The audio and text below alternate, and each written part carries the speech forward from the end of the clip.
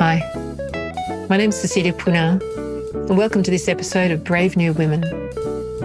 All around the world, there are amazing, ordinary women doing extraordinary things. Brave New Women is about giving those women a platform and a voice, and it's about changing the way that women are perceived. And it's a way of inspiring all of us to do the things that we've always wanted to do. It's a great pleasure for me to welcome Donna Lawler to the podcast. Now, Donna is a space lawyer, and 2 years ago, she set up a company called Azimuth Advisory. So, Donna, welcome to the podcast.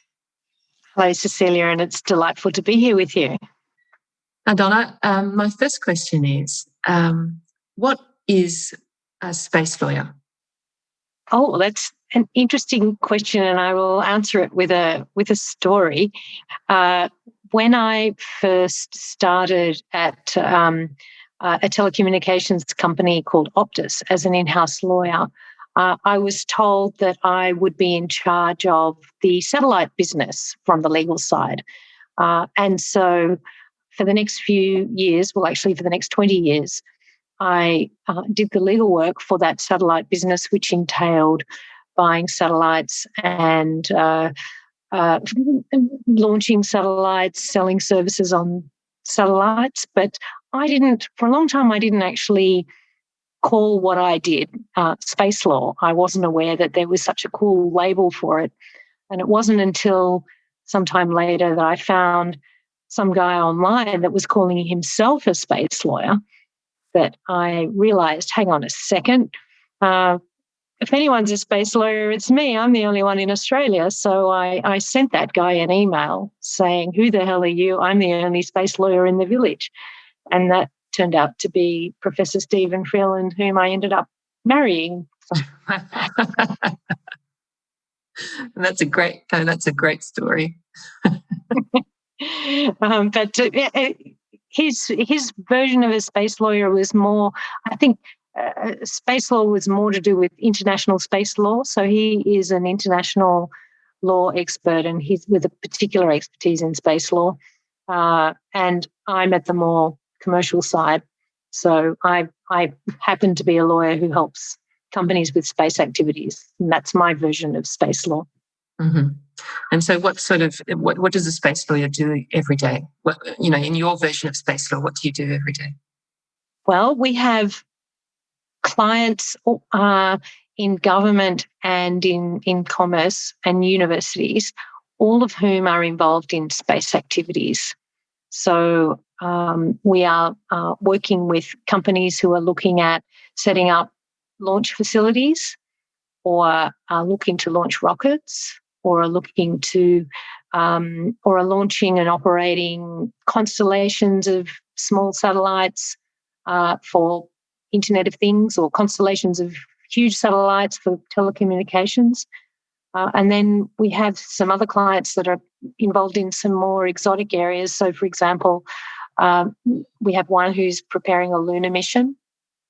Wow. One who is preparing a space tug, and another one who's looking at manufacturing items in space, as well as we have another client that is technology for extracting water resources from the moon. So 2 days ago, NASA announced that it's found more water on the moon than they thought, and our client will be well positioned to help them find that water. Wow.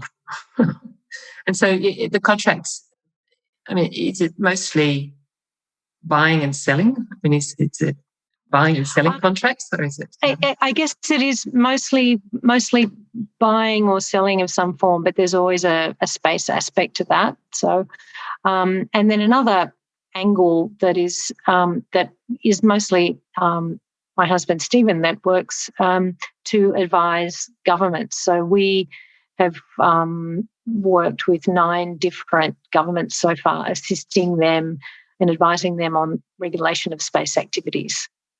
Mm-hmm. And I'd like to hear more about the regulation of space activities, because I imagine it's a bit like the high seas, the law of the high seas.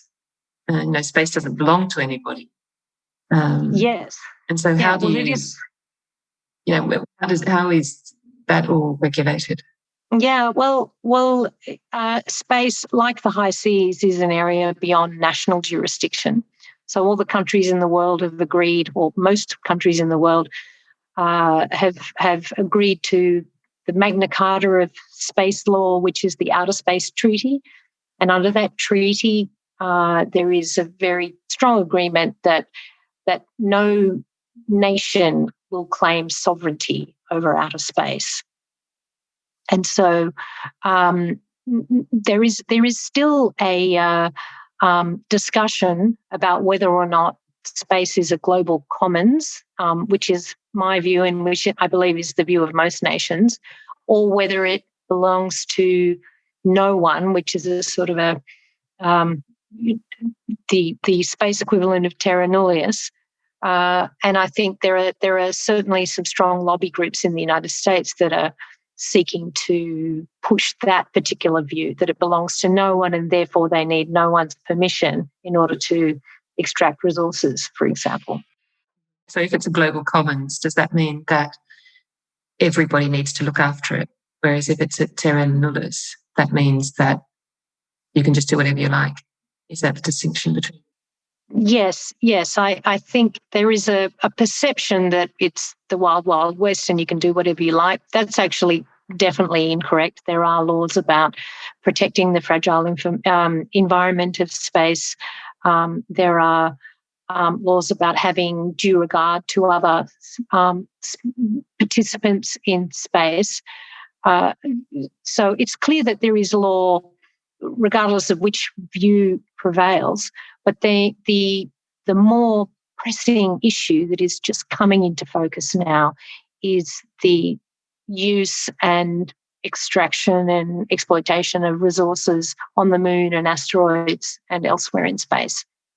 And the question there is does there need to be some form of multilateral international supervision of those activities and some form of licensing or governance over those activities? Or is it just a free-for-all and anyone can go and just the first come, first serve, and you can just take the resources when you find them? And so that's being discussed at the moment at the United Nations. And there is a working group that will be discussing potential rules that might apply to that. But all those issues, because things are done on a consensus basis at the United Nations Committee for the Peaceful Uses of Outer Space, it takes a long time to reach agreement. But I think now there is a renewed sense of urgency because there's a recognition that it won't be too long before people start going there. Private companies even start going and starting to extract resources.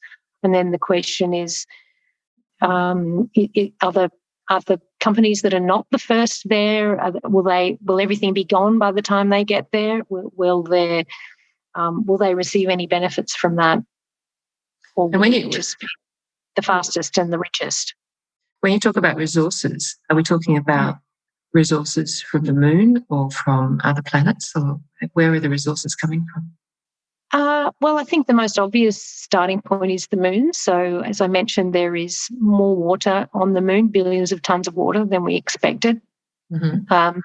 Not all of that will be accessible. So it could be that some of it is very hard to get and some of it is more easy to get. So there still may be a race to get the easiest deposits. The water is useful for supporting a potential settlement on the moon, but also for use as fuel for another push to get to Mars. So some long, deep spacefaring vehicles use water as propulsion. Okay. So it's a desirable. It's very expensive to carry water to the moon from Earth, but we'll see whether or not there is an economic case for using it in situ on the moon, and then whether the people of the Earth are prepared to give that either a social license or some other form of international written license to do so. Mm. And what's actually up there at the moment? I mean, what's circling around the Earth? What's up there? Oh, there are probably about 7,000 objects. I may have that wrong, but my recollection is that there's about 7,000 objects. About 1,500 of those would be in geostationary orbit, and then there are a lot of other objects at low Earth orbits. The geostationary orbit ones would be 36,000 kilometres away, so that's very, very far. And that's where the communication satellites are that appear to stay perfectly still relative to the area of the Earth that they're over. The geostationary, so that would mean if they're launched above the Siberian desert, then they stay above the Siberian desert. They're all above the equator, so it's a perfect circle around the equator. But if they're above that part of the Earth, they'll stay where they are, and they have to fire their little thrusters every couple of weeks to keep themselves there. Otherwise, gravity of the moon and the sun will pull them off course.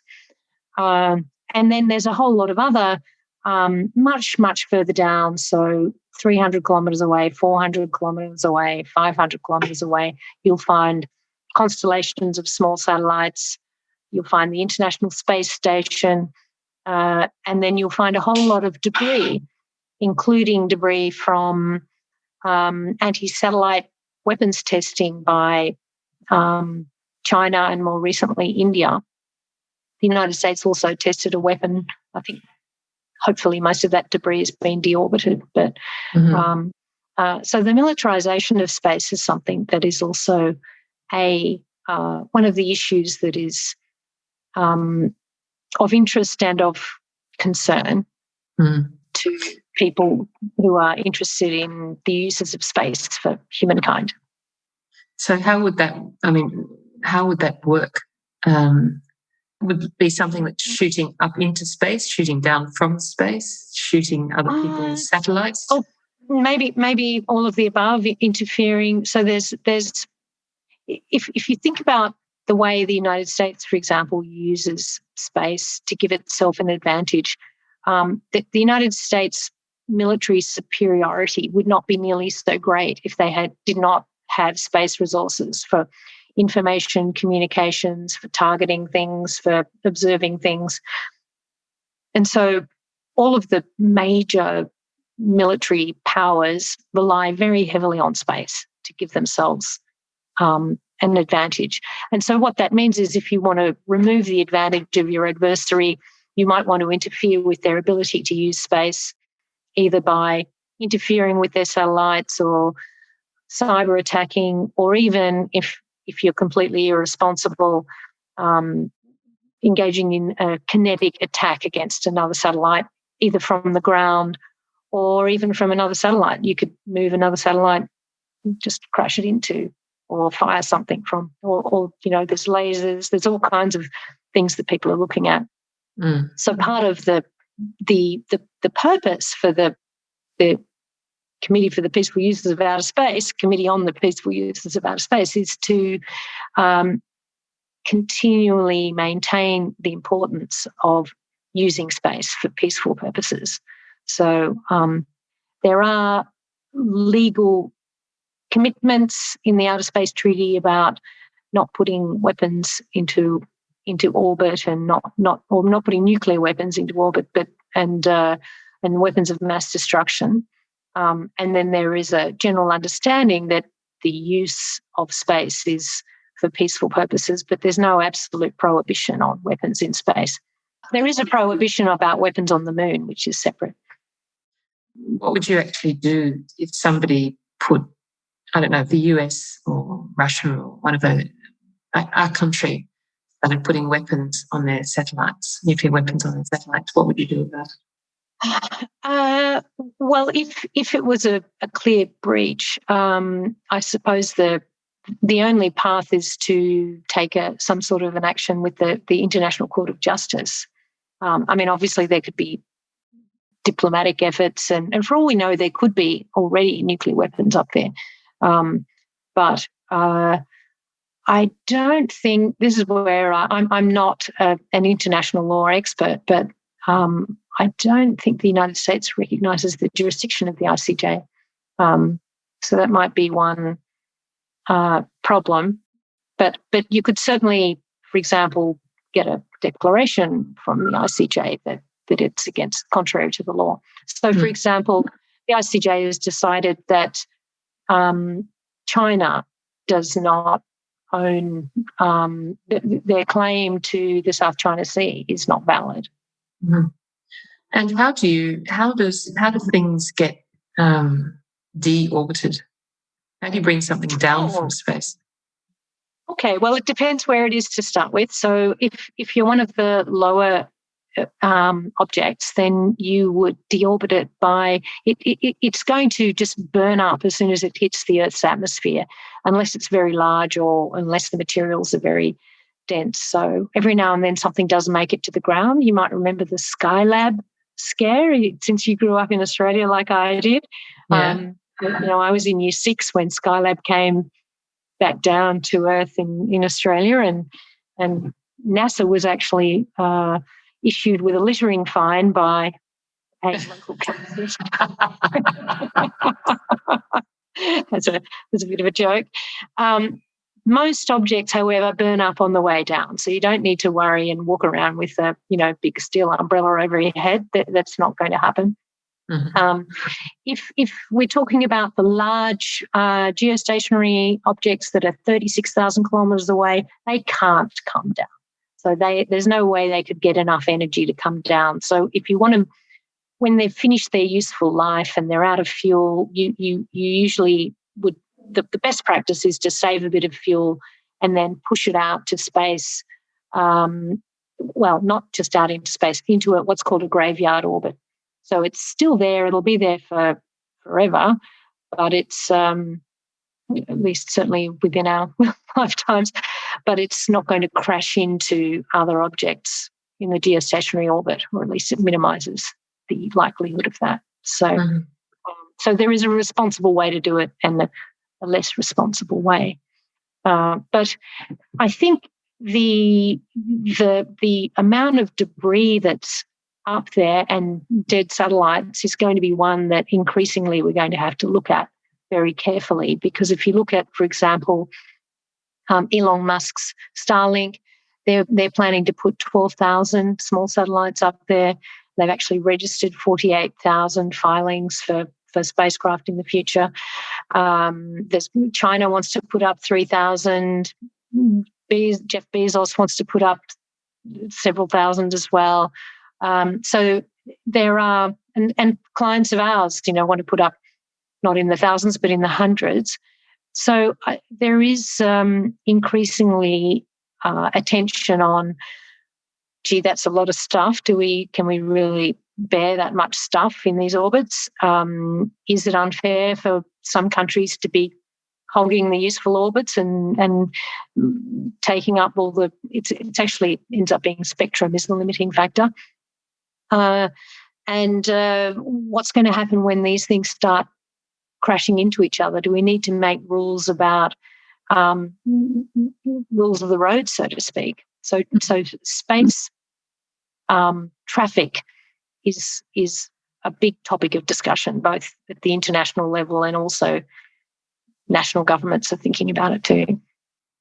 And what are all these satellites being used for? I mean, I know that they're being used for mobile phones, but and GPS and those sorts of things. But is that the main things they're being used for? Are there other? There are many uses. So there's a whole range of communications and Internet of Things, and less so mobile phones actually, because there's a bit of latency. The Elon Musk Starlink ones will be used to provide internet to every place on Earth. That's the plan, and there are others that are planning to do similar things.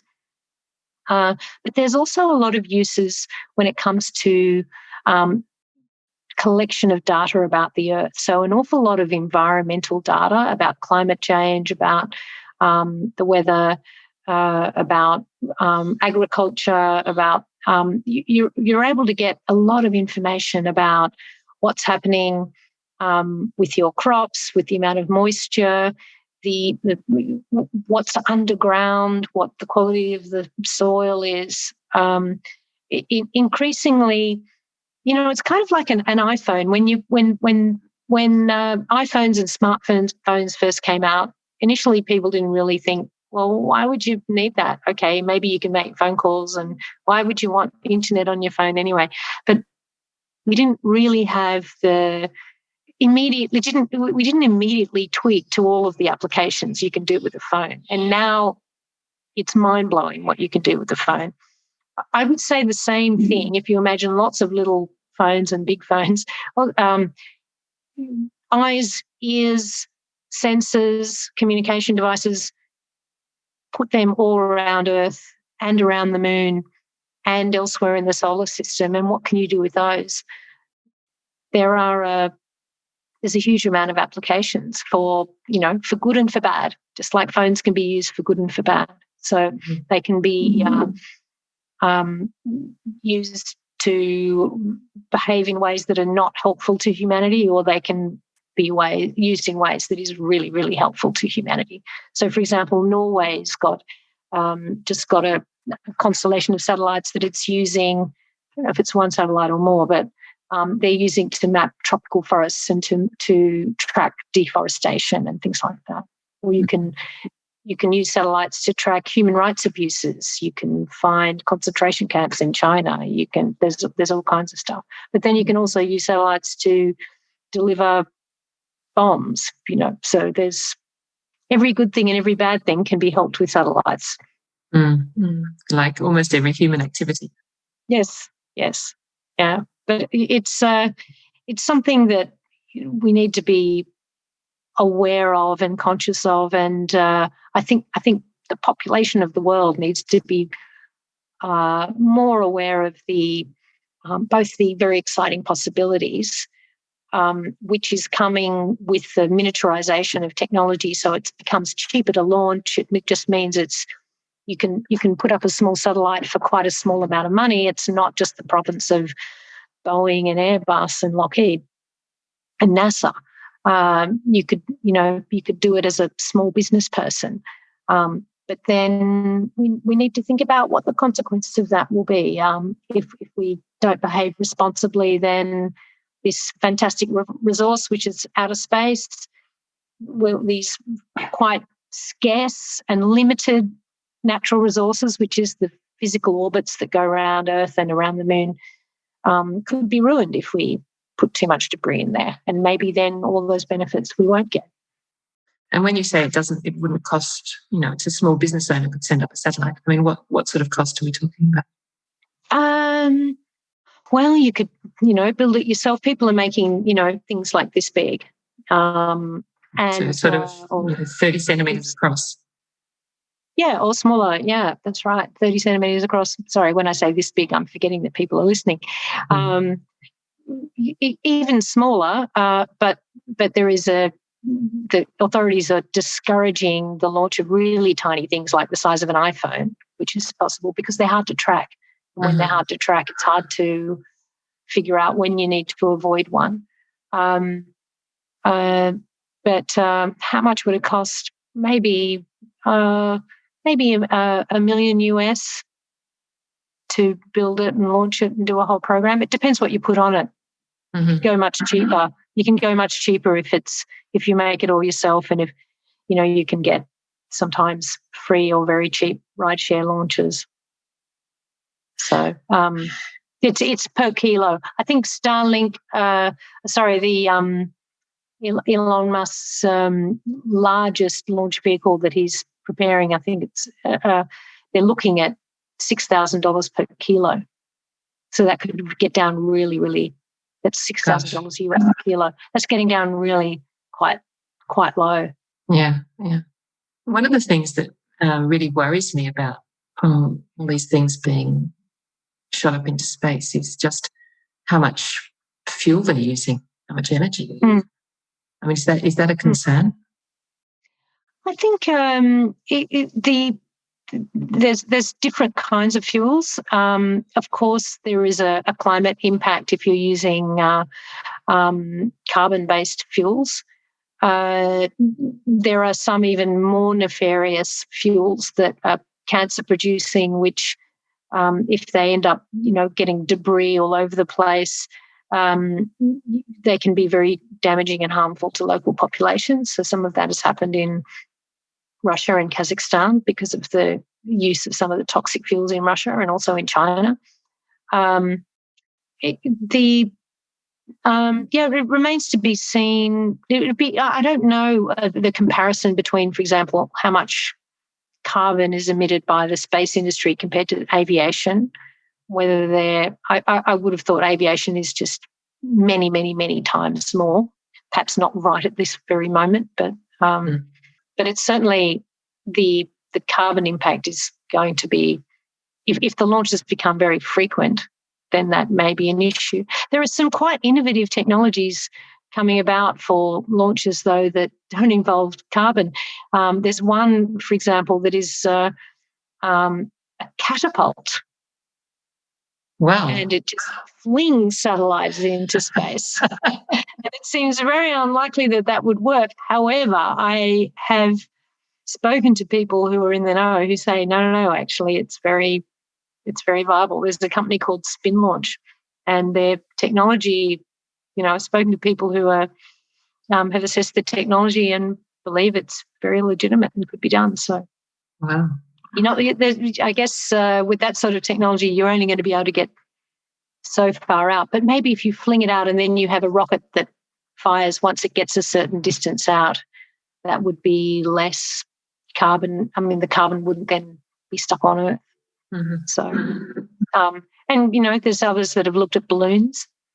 So just floating something up into the stratosphere and then firing a little rocket when you get up there, which might be more carbon friendly. I don't know. It's a lot of innovation in any case. There is a lot of innovation. Yeah. And once they get up there, they tend to use solar power for a lot of to keep the electronics going. But they need generally other forms of power to thrust themselves around. But there's some very innovative propulsion units being developed that are relying on plasma and, electrons and, which I don't think produce any carbon emissions at all. But I don't think at the moment they would be sufficient to get off Earth. You'd have to use them as propulsion once you get to space. Mm-hmm. Donna, I wanted to ask you now a bit more about 2 years ago you left Optus and you set up your own company. So just tell me about the process and how that's been for you. Oh, well, that's interesting. The reason I left is because until for most of the last 20 years, there wasn't really any space activity in Australia where I live other than Optus, really. And then there was another government-owned telecommunications provider that came along. At a certain point, it became clear that there were around 80 small space companies starting up, and they'd been calling me every now and then beforehand, asking me for advice, a number of them. But it became clear that I either had to start my own firm so that I could actually properly legally advise them, or abandon the field to someone else who didn't know as much as I did. So really made up my mind for me. I just felt like the need was there and I had to do it. So having left my nice, stable employment, I found myself starting a small law firm. My husband's an academic, but he works together in the firm when he has time, and he certainly does a lot of the international and government advisory work. And so people, I guess because it's a small community, it wasn't hard to get. I was already quite well known in that community, and so the clients really found me. I didn't really have to go hard looking for them because they were already involved in doing space programs and hitting little roadblocks about how do we get a license to do this, and how do we, is this agreement okay to sign? So I actually really love our clients because they are a lovely community that help each other a lot, and which creates some issues of conflict. If you're a lawyer, you'll know what I mean. Mm-hmm. Managing conflicts between different clients when they're doing deals with each other has been one of the trickiest problems, but because they're all so lovely and well-meaning, we've been able to manage it just by consent. Mm-hmm. Mm-hmm.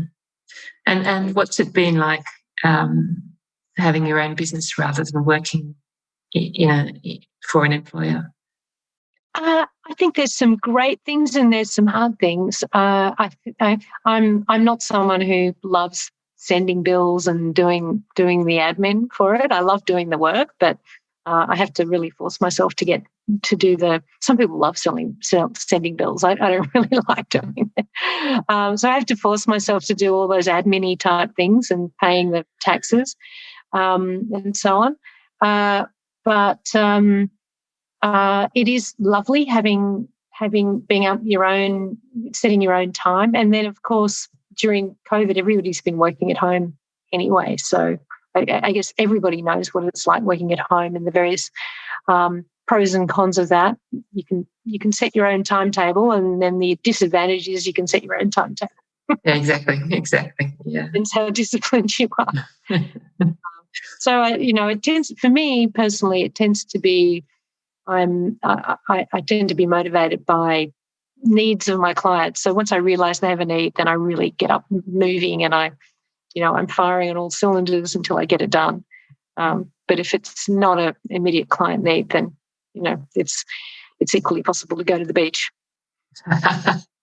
the freedom of working at home. Exactly. But it's been nice being able to get exercise and spend time at home with my husband, and we do exercise together. We go to Pilates, we have coffee at a certain place, and you can get into a nice routine.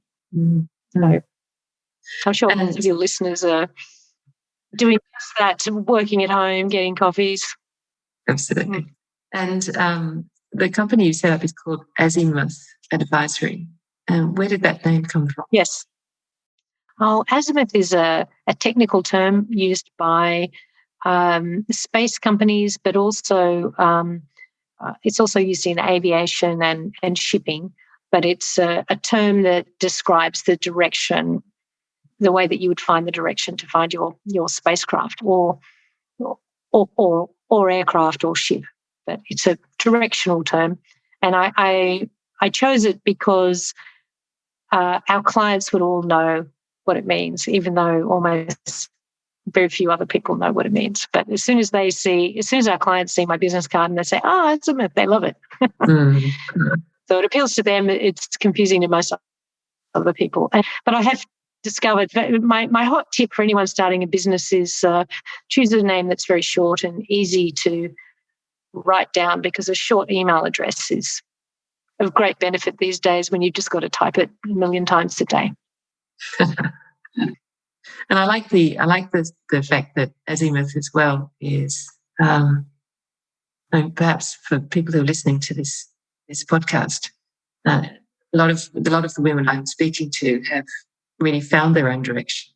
And so for me, that's a little bit of a symbol of also, looking for your own direction, looking in life. And it's true, because during the time before I left, I was feeling like I was in a bit of a rut. I was in a good job that I enjoyed with nice people, and it was well paid, and it's very hard to find a reason to leave. And so even though I was enjoying it and I was sending things into space, how fun is that?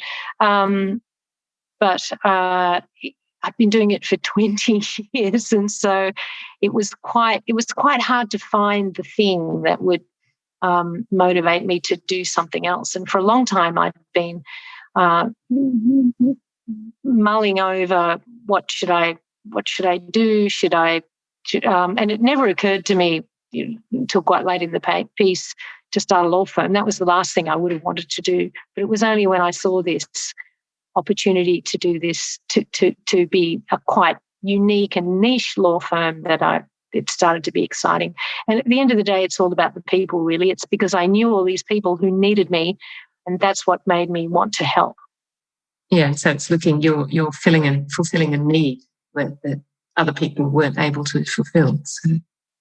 Yes, for me, that was the motivating factor. So yes, I can earn some money from it, but I could probably, if I worked really hard, I could probably earn more money than I was getting from my other job. But if I take it kind of at a steady pace, it's probably a bit less. But overall, it's a nice balance of a nice life, helping people I really like, doing some really fun and exciting work.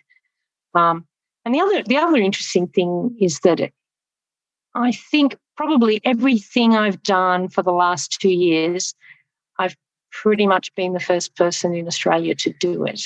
Wow. So pretty much everything I'm working on is absolutely cutting edge. And also I really do feel like I'm the best person for that particular very strange niche job, because no one else, at least on my side of the planet, has really been doing it for 20 years the way I have. So nobody knows how to do some of these things, but I feel like I'm the best qualified to have a crack. And so that's incredibly exciting to be doing that. Yeah, it is. It is. It's not very often that you find yourself, working on moon missions and even human space flight things, and it'll be amazing when we start seeing some results. So we started to see it a little bit. One of our launch facilities has done its first couple of successful launches. So we'll start to see. I think over the next few years, we're going to see, I don't want to use the word explosion, but a plethora of interesting things happening. Oh, incredibly exciting place to be working. Yeah, no, it's good fun. Yeah. It's good fun. And I do, as I say, I love the clients I work with. I love being able to sit next to my husband and we work on stuff together, and we have some very complementary sets of knowledge as well. Donna, I finish these interviews with 2 questions. And the first question is, in your career, has being a woman, has that ever been an issue? I remember a moment when I was working in my previous role and going to the bathroom and looking in the mirror and being absolutely shocked that what I saw looking back was a woman, because I was so used to being in meetings with all men every day, and suddenly realizing, oh, that's what they're seeing. They're seeing a woman. It's one of these really weird things that you spend all day inside your body looking out, and you don't realize that people are looking at you. And so I'd kind of forgotten. It was almost like I had to do a double take. Like, oh, every time I walk into a room, they're going, oh, a woman's coming into the room. I wasn't really conscious of it. But the space industry has been, at least in Australia, quite male dominated. There have certainly been some times when I felt like people were trying to use that as a way of excluding me. It helps if you're a lawyer, because you've got a professional reason to be there, and so you've kind of got something that props you up a little bit. You're not just relying on yourself, but you really do. I have really found that I've had to be an assertive person that backs herself. You definitely can't wait for someone to recognise that you have something to say. You just have to say it, and fortunately, that's pretty much in my nature anyway. But I do want to just quickly mention a little aside. The cultural fact in Australia that space industry and engineering is not exclusively, but very much dominated by men is not the case in all cultures. So a little while ago, my husband and I doing some work in the UAE, the United Arab Emirates, and we were working with the UAE Space Agency and dealing with a very senior and wonderful engineer who was in charge of, the technical side at the space agency. A lot of them are women, and I remember asking her, "So, what's it like being an engineer in the UAE?" And she said, a female engineer, and she said, "Oh, it's quite tough actually, because engineering is seen as a woman's job." Amazing. And then she said, "Oh, don't get me wrong. It's not that men can't be engineers. It's just that they really need to apply themselves." So that blew me away. And it turns out that that engineering in the United Arab Emirates, the engineering graduates at UAE University, for example, 60% are women. That is amazing. And it's not an anomaly. I was talking to a Kuwaiti professor, engineering professor, and I said, "Oh, I'm just wondering how many of your students are women." About 65% of graduates are women in Kuwait. So our perception, speaking as an Australian woman, our perception in Australia that engineering is kind of a boy's job, absolutely culturally, we've imposed that on ourselves culturally. It is not true. That is just amazing. And especially in countries where we tend to think of women's rights being a real issue. Yeah, that's right. So I was speaking at a conference a little while ago, and I stood up and I told that story, and I said to the 98% of men in front of me, if there's any man in the room that is thinking of a career in STEM, don't be discouraged. You just have to apply yourself. So they had a laugh. And Donna, the last question I ask is, if you had a message for the people who are listening, what would that message be? I think from a specific place in my work, I would like people to be more conscious of space of outer space as a fragile place, and a place that deserves our protection and our consideration.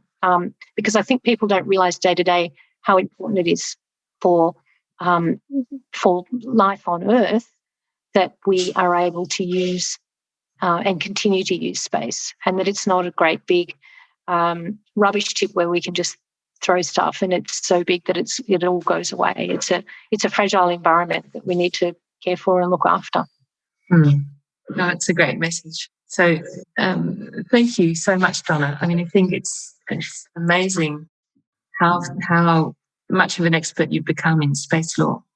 And I think it's as you say, it's so important for us to be aware of what's happening and make sure that, we care for the Earth, we care for space, we care for, the entire environment, not just the Earth. Yeah, exactly. Because we use space to look after the environment on Earth, and so if we mess it up, then no one will be able to use it. So it's important for that reason.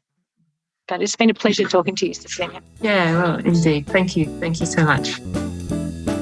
I hope you've enjoyed this episode of Brave New Women.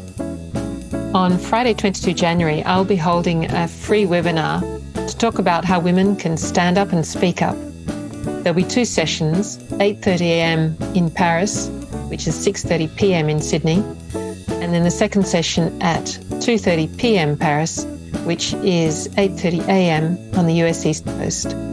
If you'd like to join us, please connect on LinkedIn or on the Brave New Women Facebook page. Thanks so much for listening.